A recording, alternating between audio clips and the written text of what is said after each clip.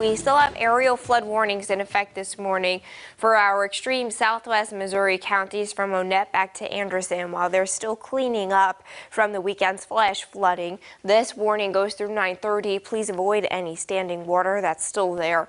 Sunshine, and it looks like some fog on the lake in Branson. It's 63 degrees there. Temperature is very pleasant at 60 in Springfield, 56 in Fort Leonard, at 59 in Camdenton. The dew points really comfortable in the middle and upper 50s.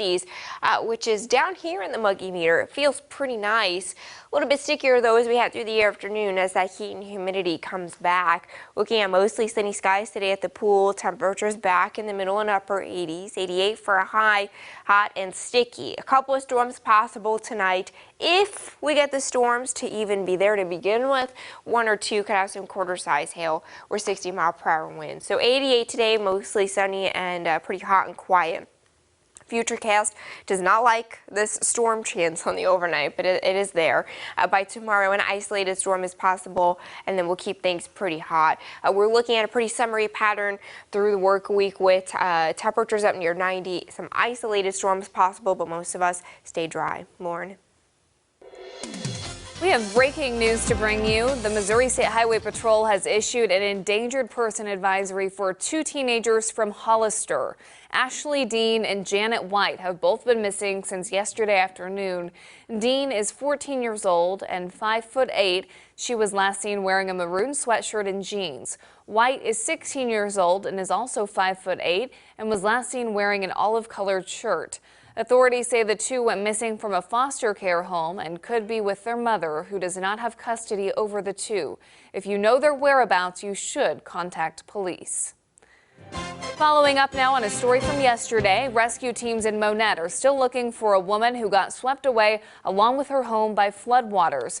We are now hearing from the two boys involved in a water rescue from a creek as well. Ezekiel Shear fell into a creek and Dakota Maggart jumped in to save him. They are cousins. Maggart hurt his arm, you can see right there. Shear's mother says the boys have always walked that path with no problems. They've never had problems before. They've done it when it's rained before. It's never been an issue. And then just all of a sudden, I know accidents happen, but we weren't expecting that. Both boys' mothers are relieved their sons survived the ordeal. It's your right to know. Yesterday evening around 8 p.m., Pulaski County deputies responded to Harvey Drive for reports of shots fired.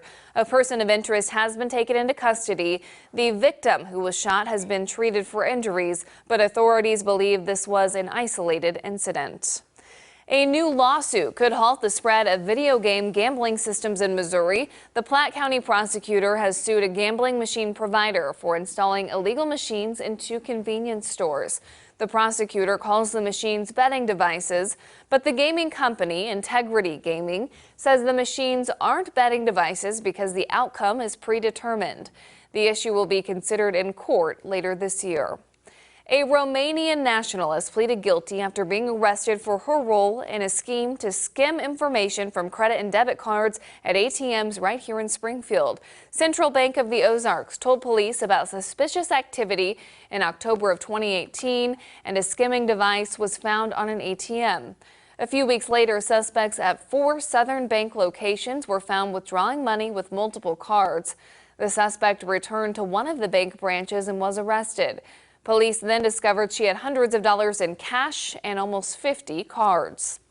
A former Arkansas lawmaker could be changing his plea in a corruption case. Jeremy Hutchinson, who's the nephew of Governor Asa Hutchinson, originally pleaded not guilty to his role in wire fraud and filing of false tax returns in connection to preferred family health care. But a former executive of the company admitted to taking part in bribing Hutchinson earlier this month. Now a change of plea hearing is scheduled for tomorrow. For more information on this ongoing case, you can look for our previous coverage on the Color 10 News app. It's Tuesday, so that means we have a Traffic Tuesday report to bring you. Closed lanes near work zones can often lead to delays, congestion, and frustrated motorists. Our Hannah Zettel joins us live with a solution that allows drivers to zip through these sites. Hannah?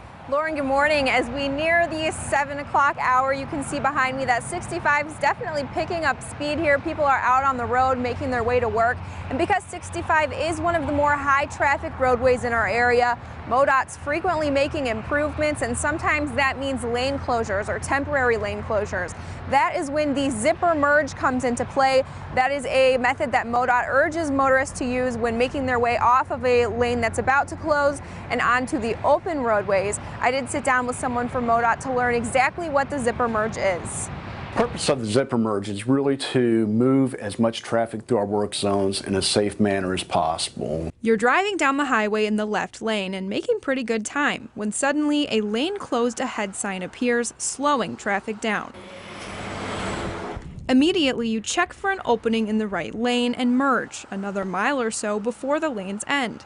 But does this early reaction really help the traffic flow? When people move over early, you have all that available lane all the way up to where it does end that is not being utilized.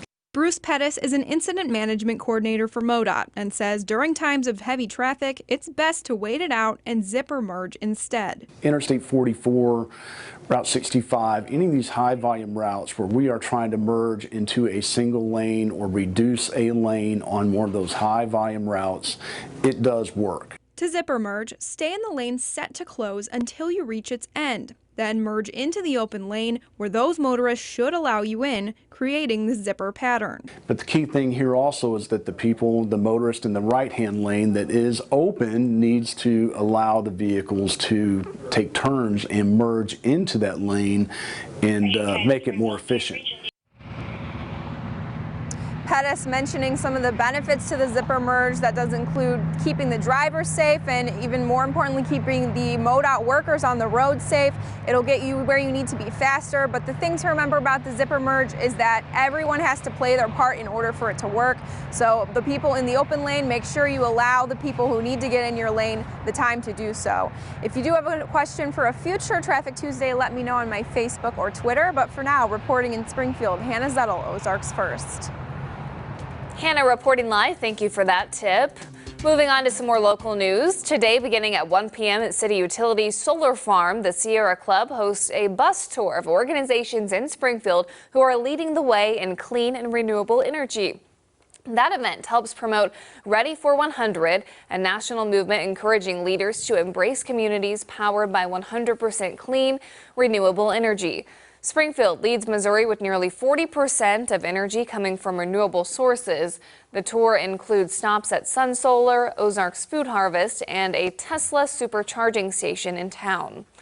Lieutenant Governor Mike Kehoe will be in Springfield this morning at 9 a.m. to sign Senate Bill 275. Kehoe will be at the Southside Senior Center to sign the bill, which, among other things, will help establish the Senior Service Growth and Development Program. The bill will also modify dentists' authority to provide opioid pain medication to patients. Happening around the Ozarks, the Corps of Engineers announced yesterday it will begin a spillway release from Table Rock Dam. This is in an effort to get rid of water captured during the heavy rains. According to our partner, the Springfield News Leader, beginning at 7 a.m., 5 gates will open by 1 foot to release water, and by 8, all 10 floodgates will open. Boaters, anglers, and dock owners along Lake Taneycomo below Table Rock Dam should be prepared for the rise of water. Walnut Grove School District absentee voting will begin today for those who won't be able to go to their normal polling place on August 6th. The ballot is for the special election for the Walnut Grove R5 School District. You can vote at the Greene County Election Center, which is on Boonville, from 8 a.m. to 5 p.m.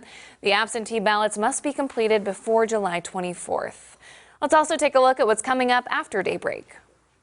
I'm Tony DeCopel. Coming up, Steve Inskeep shows us what he learned having breakfast, lunch, and dinner with people in South Carolina. That's coming up on CBS This Morning. And Elisa, one more check of the weather. A little bit cool and chilly as you head out the door maybe, but I see a lot of 80s, close to 90 on that planner. Yeah, it's going to get pretty hot out there today. 88, mostly sunny, hot, and sticky. Isolated storms possible through the end of the work week, but most must stay dry. All right. Well, thanks for tuning in to Daybreak this morning. We're taking a live look at some fog down in Branson. Have safe travels. We'll see you back here at midday.